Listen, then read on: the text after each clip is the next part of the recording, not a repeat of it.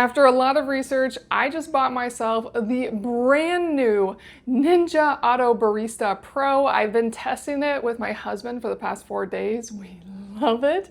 And in this video, I want to show you everything you need to know about this, from setup to maintenance to what it can do. Let's get into it. Now, setup with this was really quite straightforward. I mostly just need to take all the plastic off, get overly excited about all the elements, and then plug it in. When I plugged it in, the first thing it did was flush. So it flushed a bunch of water. So just have a cup underneath it so it can properly flush. The next one is that it wants to check the hardness of your water. That will help it determine how often you need to descale, how you take care of the machine. So that came up next. And it's interesting because it doesn't show you where to press enter. You will have your up and down buttons, and the center button, the play stop button, is your enter button. So once I had the water hardness set, the last piece was to press grind IQ. And all that really does is calibrate the machine to the grounds you have in it. So you only really need to run grind IQ on first use, or when switching beans in the same hopper, or if the whole machine needs recalibrating. But in general, it's a one and done. Just run that one time, just make sure you have a large cup underneath it, and then the machine is ready to go. Now, I cannot get enough of this machine. I'm actually drinking more coffee because of it, but I want to show you how it works. When you first turn it on in the morning, if you had just turned it off and turned it back on, it won't do this, but after 12 plus hours, it seems, it will do a rinse. And once that rinse is complete, it's ready to go. I like putting some dirty glass near my sink underneath it to catch it, but if not, it will just go down into this bottom tray. And I just want to show you the components of this before I show you how fun it is to make coffee with it. Now, you have your steamer. This is very unique. Not only does it have measurements, those are pretty standard, but on the inside, it actually has a little piece right here that is a frother that's magnetic. So this will froth the milk for you. It's very easy to take out and fully clean this, and it just pops right back in. The wand is this great large wand, and I'm taking it apart right now to show you how easy it is to take apart to clean if need be. You can just pop this off and give it a good scrub and put this back on if any buildup gets in there. But for the most part, it self-cleans itself by shooting steam and hot water right down into the tray. Now the entire tray will slide out, and right here it says, when this little orange indicator shoots up, that means you do need to pull out the tray and dump it. And you can pull this out completely, and the tray has a pour spout, so you really can just pour it out. Clearly it's going to pour from some other points too. You can also see that this is where it collects all of the grounds. And then while that's plenty just to dump this and empty it when needed, this entire tray does come apart as well. You can take off the metal piece, and then the entire plastic cover comes up as well, so you can fully clean it as needed. There really aren't any hard nooks and crannies to clean. This is really nice to see, and it goes back together very cleanly. And then right here on the top is the bean hopper. This is very cool, and I am going to slide it out to show you this, and that it's actually very easy to open up and refill as needed. You can see right now that it probably could use a refill.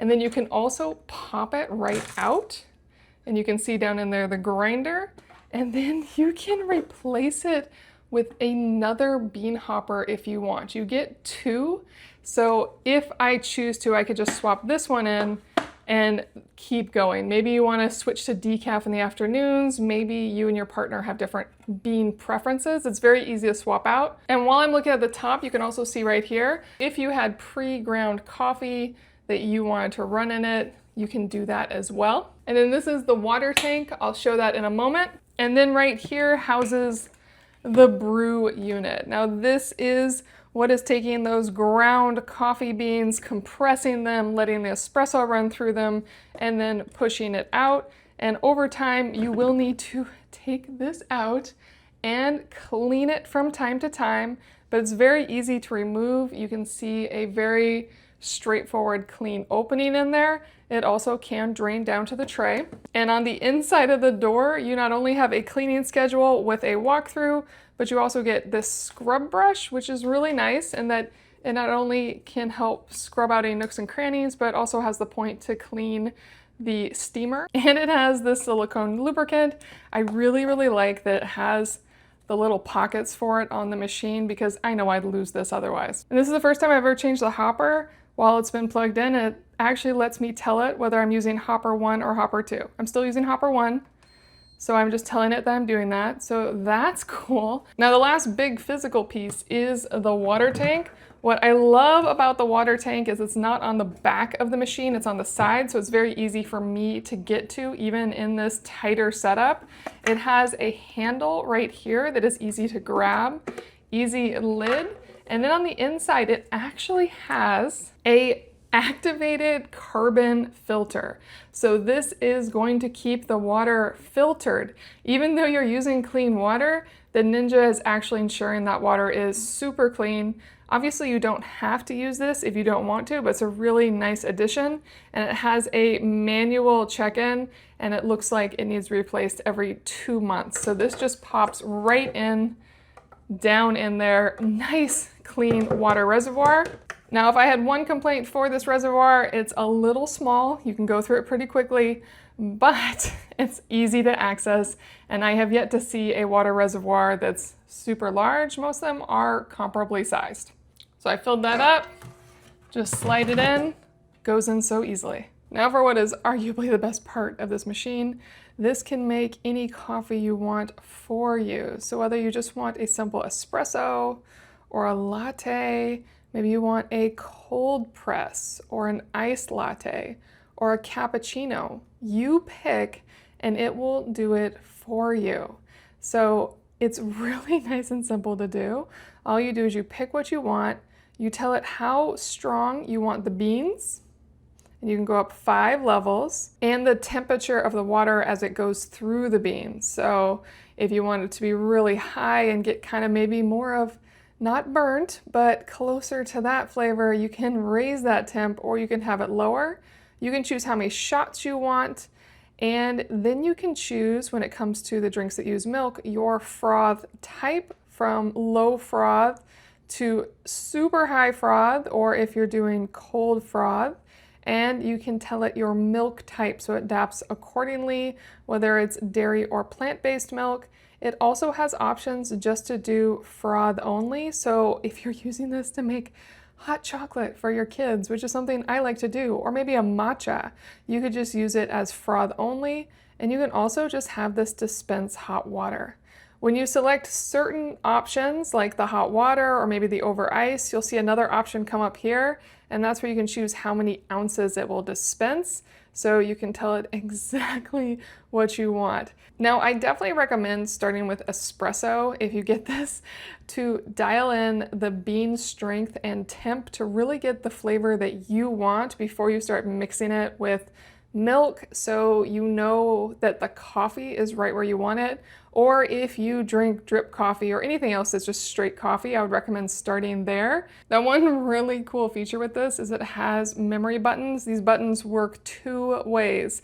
You can set them to remember your settings on every individual drink.